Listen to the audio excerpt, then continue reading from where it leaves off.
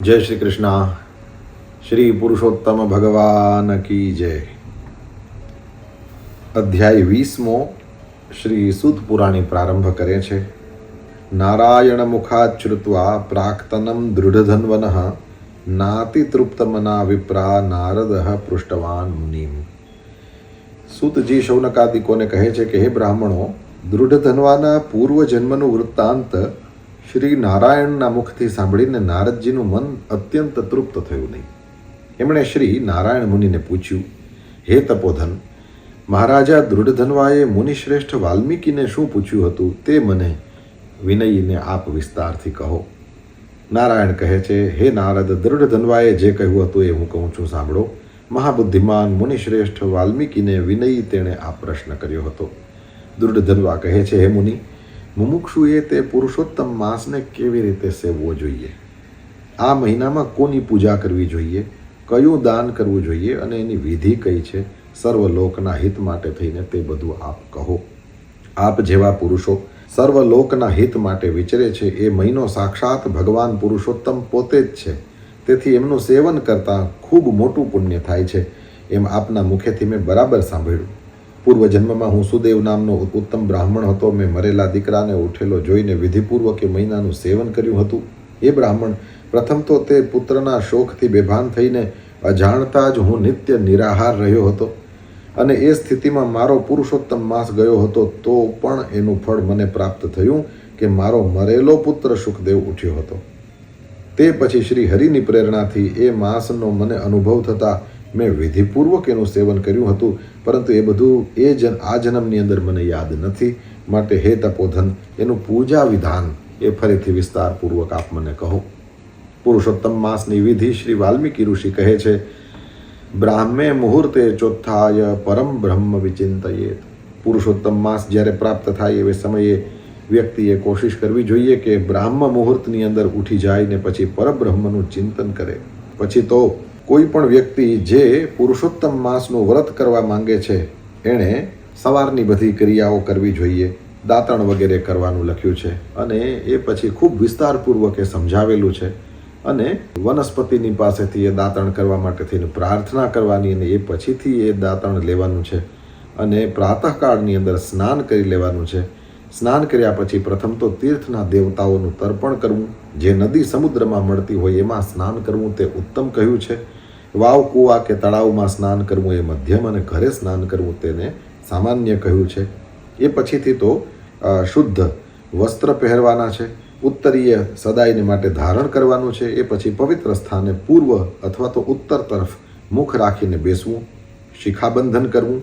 દર્ભની વીંટી ધારણ કરેલા હાથે આચમન ક્રિયા કરવી. અને એ પછીથી ગોપીચંદનની માટીનું તિલક કરવું. વૈષ્ણવ જે લોકો છે એ લોકો ઉર્ધ્વ પુંડ્ર કરે છે તો કહે છે કે એ સીધું અને સુંદર હોવું જોઈએ, લાકડીના આકારે હોવું જોઈએ, અથવા તો આડું ત્રિપુંડ્ર તિલક પણ કરી શકાય છે, પરંતુ વચ્ચે છિદ્ર હોવું જોઈએ. કારણ કે ઊભા તિલકમાં લક્ષ્મીજીની સાથે શ્રી હરિ પોતે વસે છે અને ત્રિપુંડ્ર આડા તિલકમાં પાર્વતીજી સાથે સાક્ષાત શંકર ભગવાન એ સર્વકાળ રહે છે. ભસ્મથી થાય એ ધોળું તિલક જ્ઞાન આપનાર છે. કંકુથી થાય તે લાલ તિલક એ મનુષ્યોને વશમાં કરનારું છે. ચંદનથી પીળું તિલક થાય એ સર્વ સમૃદ્ધિ આપનારું કહેવાય છે. એટલે એ 3 સિવાયના રંગનું તિલક ન કરવું.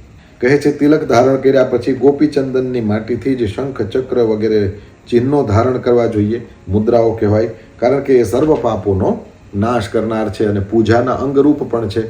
જે મનુષ્યના શરીર ઉપર શંખ, ચક્ર વગેરે ચિહ્નો દેખાય છે તે મનુષ્ય નથી, એ તો સાક્ષાત ભગવાનનું જ શરીર છે એમ જાણવું જોઈએ. જે મનુષ્ય શંખ, ચક્ર વગેરે ચિહ્નોને નિત્ય ધારણ કરે છે એના તો પાપ પણ પુણ્ય બની જાય છે. જેનું શરીર શ્રી નારાયણના આયુધ શંખ, ચક્ર વગેરેથી ચિહ્નોવાળું નિત્ય હોય છે એ મનુષ્ય કરોડો પાપથી યુક્ત હોય તો પણ એની સામે યમરાજનું પણ કંઈ ચાલતું નથી. એ પછીથી તિલક કરીને પ્રાણાયામ કરવાનો, સંધ્યાવંદન કરવાના. એમાં પહેલી પ્રાતઃ સંધ્યા નક્ષત્ર દેખાતા હોય એ સમયે વિધિ પ્રમાણે થઈ જવી જોઈએ. પછી સૂર્યનું દર્શન થાય ત્યાં સુધી ગાયત્રીનો જપ કરવો જોઈએ અને સૂર્ય દર્શન થાય ત્યારે 2 હાથ જોડી પવિત્ર સૂર્યોપસ્થાનના મંત્રો દ્વારા સૂર્યનારાયણની સ્તુતિ કરવી જોઈએ. તેમજ સંધ્યાના સમયે સાષ્ટાંગ દંડવત પ્રણામ કરવા જોઈએ. એ પછી તો યસ્ય સ્મૃત્યા ચ નામોક્ત્યા તપો યજ્ઞ ક્રિયાદિષુ ન્યૂનમ સંપૂર્ણતામ યાતિ સદ્યો વંદે તમચ્યુતમ.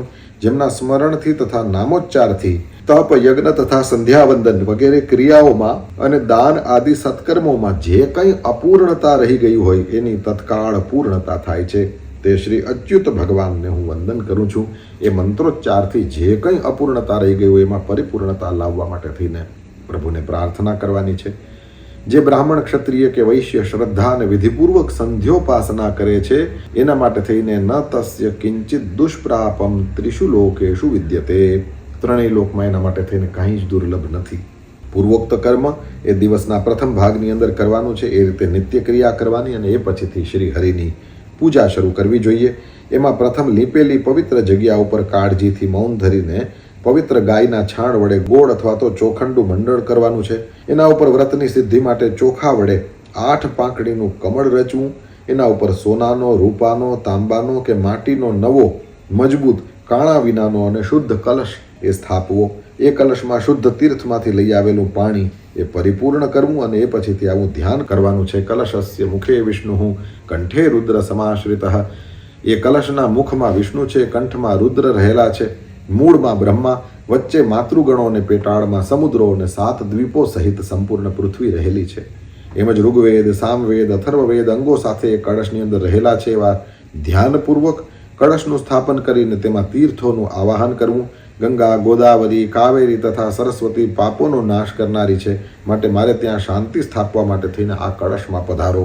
એ પછી મંત્રોચ્ચારપૂર્વક ચંદન, ચોખા, નૈવેદ્ય અને તે કાળની ઋતુઓના પુષ્પો વગેરે ઉપચારોથી કલશની પૂજા કરી એના ઉપર પીળા વસ્ત્રથી ઢાંકેલું તાંબાનું પાત્ર એ તરભાણું રાખવું અને એના ઉપર રાધા સહિત શ્રી હરિની સુવર્ણની મૂર્તિ પધરાવવી. રાધા સહિત શ્રી હરિની મૂર્તિ સુવર્ણની કરાવવી જોઈએ.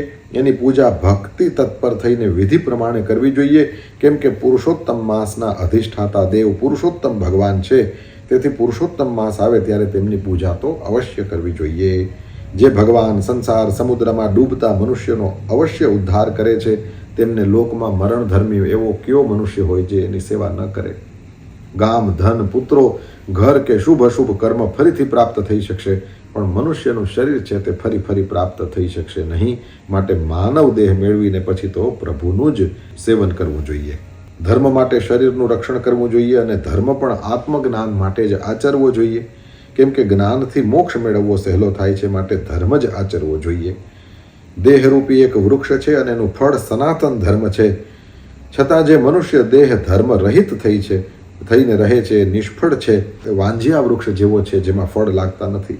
યમરાજનું તેડું આવે ત્યારે માતા, પિતા, સ્ત્રી, પુત્ર, ધન વગેરે સહાય માટે કામ લાગતા નથી, પણ કેવળ ધર્મ જ છે જે સહાય માટે થઈને ઊભો રહે છે.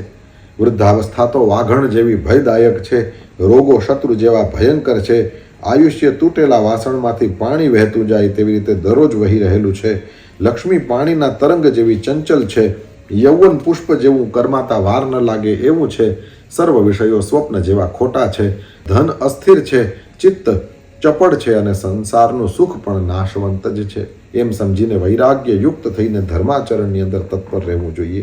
સર્પે અડધો ગળી લીધો છતાં દેડકો જેમ માખી ખાવા ઈચ્છતો હોય એવી રીતે કાળે પકડેલો છે છતાંય જીવ બીજાને પીડા કરવા અને ધન કમાવામાં મચ્યો રહે છે. આશ્ચર્ય છે. જેના આયુષને મૃત્યુ ગળી રહેલું છે એવા મનુષ્યને કયું સુખ હર્ષ ઉપજાવે એમ છે.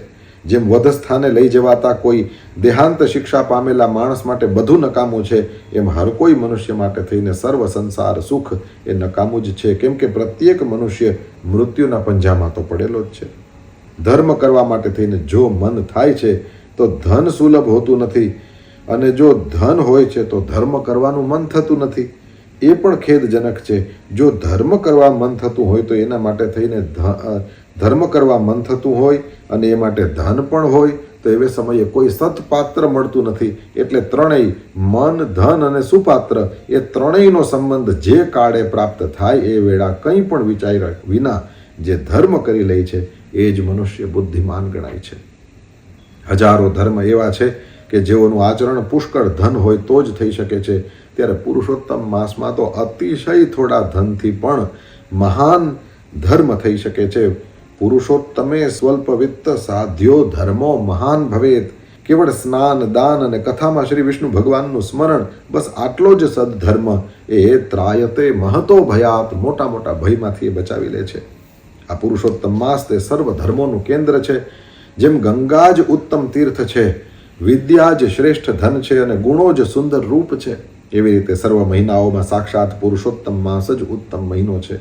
જો કે મહિનો યજ્ઞાદિ સર્વ કાર્યોમાં પહેલા અતિશય નિંદ્ય ગણાતો હતો, તો પણ સાક્ષાત ભગવાનની કૃપાથી પુરુષોત્તમના નામે આ પૃથ્વી ઉપર એ પ્રખ્યાત થયો છે. જેમ સર્વ પ્રાણીઓના પગલા હાથીના પગલામાં સમાઈ જાય, એમ સર્વ ધર્મો તથા બધા કાળ તે પુરુષોત્તમ માસમાં સમાઈ જાય છે.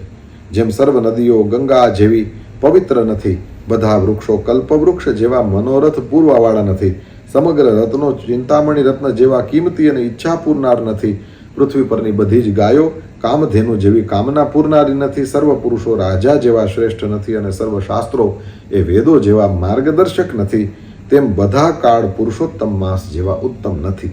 માટે પુરુષોત્તમ માસ જેવો મહિનો એ કોઈ કાળે એના કરતાં વધારે બીજું કંઈ ઉત્તમ છે જ નહીં, કારણ કે પુરુષોત્તમ માસના અધિષ્ઠાતા તો સ્વયં ભગવાન પુરુષોત્તમ જ છે.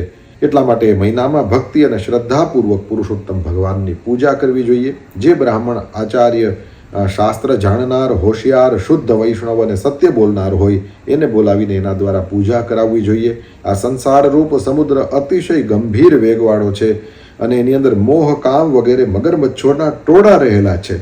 માટે એને ઓળંગી જવા માટે જે ઈચ્છતો હોય એણે તો આ ભરતખંડમાં આદિદેવ શ્રી પુરુષોત્તમ ભગવાનની સારી રીતે પૂજા કરવી જોઈએ. સંપૂજયેત સ પુરુષોત્તમ આદિદેવમ.